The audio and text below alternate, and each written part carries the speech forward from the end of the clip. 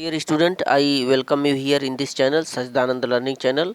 Class 11 and 12 का ये English grammar है। ट्रांसफॉर्मेशन चल रहा है स्टूडेंट। इस वक्त हम पार्ट 1 से लेकर के 3 तक ट्रांसफॉर्मेशन बता रखे हैं, जहां पर पार्ट 1, 2 और 3 में आप लोगों को वहां पर रिमूव 2 हटा करके और 2 को लगा करके, साथ ही साथ ये जो डिग्रियां हैं, पॉजिटिव डिग्री, सुपरलेटिव डिग्री और कंपैरेटिव डिग्री का एक दूसरे में परिवर्तन करके ट्रांसफॉर्मेशन बताया गया है। और यहाँ पर 4th पार्ट में हम लोग ट्रांसफॉर्मेशन करना सीखेंगे एक्टिव और पैसिव वॉइस के जरिए।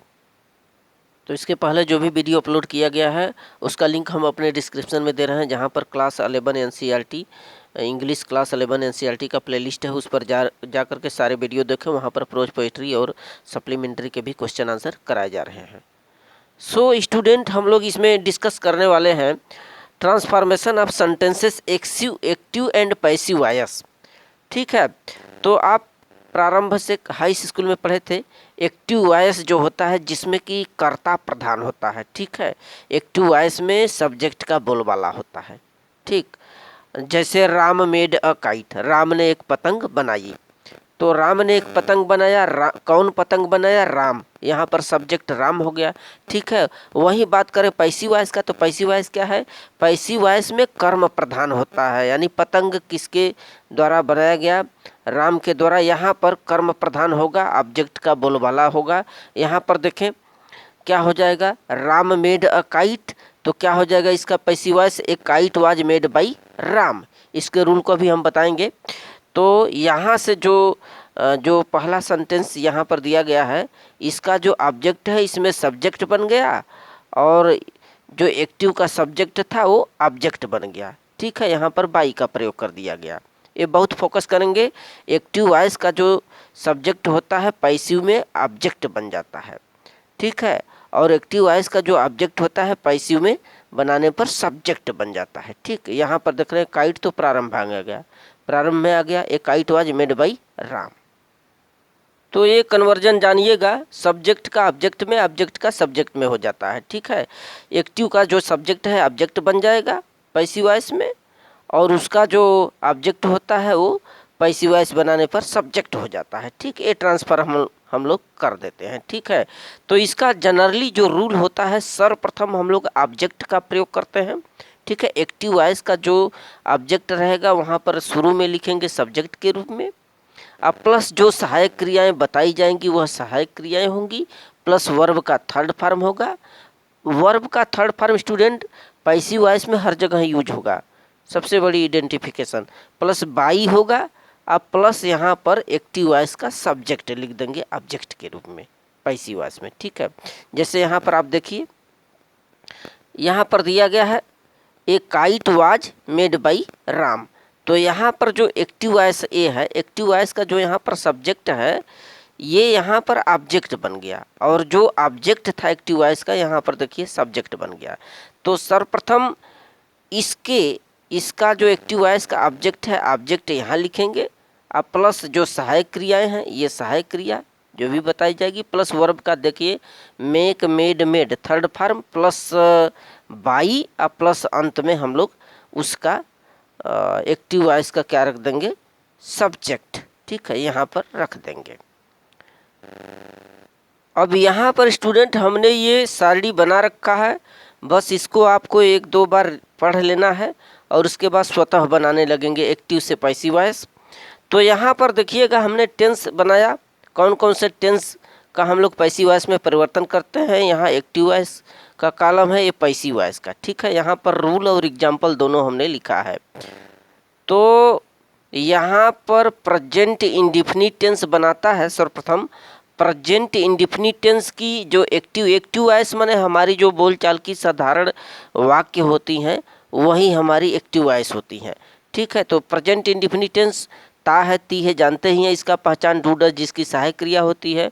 बट यहाँ पर सिंपल सेंटेंस में सर्वप्रथम हम लोग सब्जेक्ट प्लस वर्ब का फर्स्ट फॉर्म लगाते हैं, उसमें यस या यस लगा देते हैं, प्लस ऑब्जेक्ट का यूज करते हैं। ठीक है, जैसे हमने यहाँ पर बनाया कि लता राइट्स ए लेटर, लता एक पत्र लिखती है। अब इस चीज़ को हम लोग पैसिव वॉइस में कैसे चेंज करेंगे? पैसिव वॉइस का देखिए रूल यहाँ पर हो गया, ऑब्जेक्ट लिखेंगे एक्टिव वॉइस का जो यहाँ पर ऑब्जेक्ट है वो शुरू में यहाँ आ जाएगा सब्जेक्ट के रूप में पैसिव वॉइस में, ठीक है, वो चेंज हो जाता है। तो ऑब्जेक्ट प्लस इसके साथ ही साथ यदि प्रेजेंट इंडेफिनिट टेंस है तो इसकी सहायक क्रिया हम लोग इज आर एम लगाएंगे, ठीक है, प्लस वर्ब का third form plus by plus subject लगाएंगे, ये रूल है, ठीक। तो लता राइट्स अ लेटर, इसका क्या हो जाएगा, इसका जो ए लेटर है प्रारंभ में हम लिखेंगे ए लेटर, इसके साथ ही ये जो सहायक क्रिया है जो भी इनके साथ यूज होगा इज आर एम में से, इसके साथ तो इज लगेगा। ए लेटर इज वर्ब का थर्ड फॉर्म राइट का राइटेन होता है, इज राइटेन बाई लता। बहुत ही सिंपल है, एक बार बस रिपीट कर लें। नेक्स्ट देखेंगे प्रेजेंट कंटिन्यूअस टेंस की बात करें तो रहा है रही है, यानी इज आर एम के साथ वर्ब का आईएनजी फॉर्म प्लस ऑब्जेक्ट लेता है, साधारण रूप है, ठीक। जैसे लता is writing a letter, Lata एक पत्र लिख रही है। वहीं इसमें पैसिव वॉइस में आपको चेंज करना होगा तो ऑब्जेक्ट हो जाएगा plus is are am plus being plus verb का third form plus by plus subject. तो क्या हो जाएगा, Lata is writing a letter, तो क्या हो जाएगा ए लेटर पहले लिख देंगे, ए लेटर, इसके बाद इज राइटेन वर्ब का थर्ड फॉर्म लगाइए, राइटेन बाई लता, करेक्ट। ये प्रेजेंट कंटिन्यूअस टेंस में है स्टूडेंट।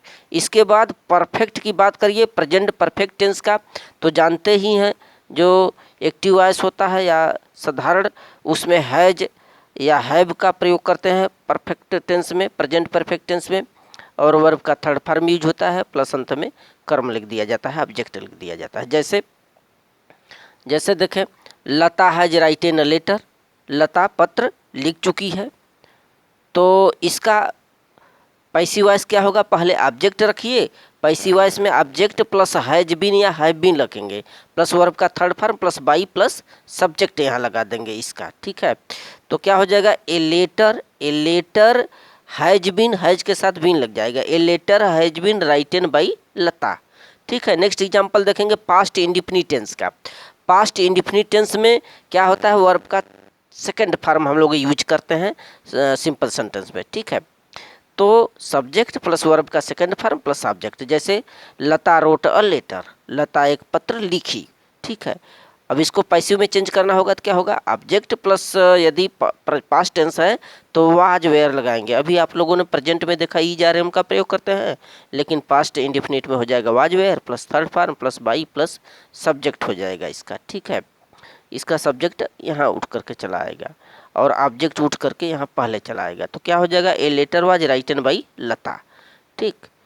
और आगे देखें पास्ट कंटिन्यूअस, जैसे प्रेजेंट कंटिन्यूअस था वैसे ही पास्ट कंटिन्यूअस है। फ़र्क इतना है कि वहाँ पर इज आर एम का प्रयोग हो रहा था, यहाँ पर वाज वेयर का प्रयोग होगा, ठीक है। लता वाज राइटिंग अ लेटर, तो इसका पास्ट टेंस में है और इसको एक पैसिव वॉइस में चेंज करेंगे तो रूल ये हो गया, ऑब्जेक्ट प्लस वाज वेयर के बाद बीइंग लगाएंगे। वहाँ भी प्रेजेंट कंटिन्यूअस में भी बीइंग लग रहा था, यहाँ भी बीइंग लगेगा, बट सहायक क्रियाएं was were plus third form plus by plus subject, ठीक है। तो ये हो जाएगा a letter was being written by Lata, ठीक। नेक्स्ट है, अब इस एग्जाम्पल को हमने बार बार लिखा है, इसी के माध्यम से आप सारे चीज़ों को आप हल कर सकते हैं, कोई भी वाक्य किसी भी टेंस का दे आप बना सकते हैं इसके आधार पर। अगला देखें पास्ट परफेक्ट टेंस, तो हैड का प्रयोग होता है पास्ट परफेक्ट टेंस में, subject plus had plus verb का थर्ड फॉर्म प्लस ऑब्जेक्ट, जैसे लता had written a letter, Lata एक पत्र लिख चुकी थी। तो यहाँ पर क्या हो जाएगा, a letter had been written by Lata. तो जब हम लोग प्रेजेंट परफेक्ट टेंस में हैज बीन और हैव बीन का प्रयोग कर रहे थे, वहीं पास्ट परफेक्ट टेंस में केवल हैड बीन का प्रयोग होगा, बाकी चीज़ें वही है, ठीक। आगे है आपका future indefinite tense. Future indefinite tense में सब्जेक्ट होगा विल, शैल का प्रयोग करेंगे और वर्ब का थर्ड फॉर्म वर्ब का फर्स्ट फॉर्म प्लस ऑब्जेक्ट लगाएंगे सिंपल सेंटेंस में। Lata will write a letter, Lata एक पत्र लिखेगी, ठीक। अब इसको हम लोगों को पैसिव में चेंज करना होगा, तो उसका रूल होता है, इसका ऑब्जेक्ट लगाएंगे plus will be shall be plus verb का third form plus by plus object लगा देंगे, ठीक है। फ्यूचर टेंस में पैसिव वॉइस में हम लोग फ्यूचर इंडेफिनिट टेंस का विल बी और शैल बी लगा देते हैं, जो यहाँ पर विल शैल है उसके साथ हम लोग बी का प्रयोग कर देते, तो क्या हो जाएगा, a letter will be written by Lata, ठीक। नेक्स्ट है फ्यूचर परफेक्ट टेंस बनाता है। Future perfect tense passive voice में बन जाता है subject plus will have shall have. तो लता विल हैव वर्ब का थर्ड फॉर्म तो होगा ही परफेक्ट टेंस में, Lata will have written a letter. ठीक, तो इसका पैसिव वॉइस में जब चेंज करेंगे तो क्या हो जाएगा, देखें subject plus will have been लग जाएगा, विल हैव बीन या शैल हैव बीन जो भी उपयुक्त हो, प्लस वर्ब का third form plus by plus subject लगाएंगे तो क्या हो जाएगा, a letter will have been written by Lata. ठीक है स्टूडेंट, तो ये आपका फ्यूचर परफेक्ट टेंस और future indefinite tense, past perfect tense, past continuous, past indefinite, इसके बाद present indefinite, present continuous, present perfect tense, ये टेंस हम लोगों को बनाना पड़ता है एक्टिव से पैसिव वॉइस में। इसको आप लोग रिपीट कर लें एक बार स्टूडेंट, काफ़ी इम्पोर्टेंट है। इसके ज़रिए आपको ज़रूर यूपी बोर्ड क्लास 11 और क्लास 12 में भी आता है एग्ज़ाम में, ये दोनों में है। इसके बाद इसके एक दो ठो हम एग्जाम्पल और लेते हैं। देखें, रेखा हैज बाट ए बुक, पास्ट टेंस है, पास्ट परफेक्ट टेंस है।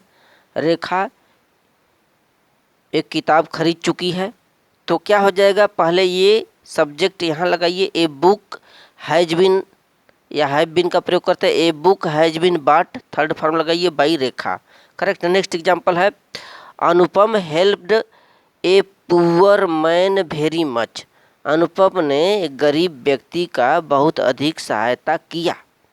ठीक है, पास्ट टेंस है, बस पास्ट इंडेफिनिट टेंस। तो क्या हो जाएगा, इसका जो ऑब्जेक्ट होगा ये पुअर मैन होगा, ये उठ करके यहाँ आएगा। और ए पुअर मैन चूँकि पास्ट परफेक्ट है तो वाज वेयर का प्रयोग है, ए poor man was, third form लगाइए, हेल्प्ड वेरी मच बाई अनुपम। ठीक है, तो इस प्रकार के जो वाक्य में यदि वेरी मच या वैसा कुछ दिया हो तो पहले ही बाई से पहले इसको लगा देते हैं, बाई के बाद उसका हम लोग यहाँ सब्जेक्ट का यहाँ ऑब्जेक्ट के रूप में प्रयोग कर लेंगे। ठीक है, नेक्स्ट देखें, the master was rewarding the servant, तो मास्टर नौकर को पुरस्कृत कर रहा था, तो क्या हो जाएगा, द सर्वेंट यहाँ का उठाइए, द सर्वेंट वाज बीइंग लग जाएगा, कंटिन्यूअस टेंस है, तो the servant was being rewarded by master, verb का थर्ड फॉर्म रिवार्डेड होगा यहाँ पर। अब स्टूडेंट पैसिव वॉइस में जो इम्परेटिव सेंटेंस होते हैं, इम्परेटिव सेंटेंस वो होते हैं जिनसे हमें आज्ञा, परामर्श, सलाह का भाव बोध होता है, उनको हम लोग इम्परेटिव सेंटेंस कहते हैं। और ऐसे वाक्यों में प्रायः हम लोग देखते हैं कि सब्जेक्ट नदारत होता है, पता नहीं चलता, तो ऐसे वाक्यों को पैसिव वॉइस में बनाने के कुछ रूल हैं।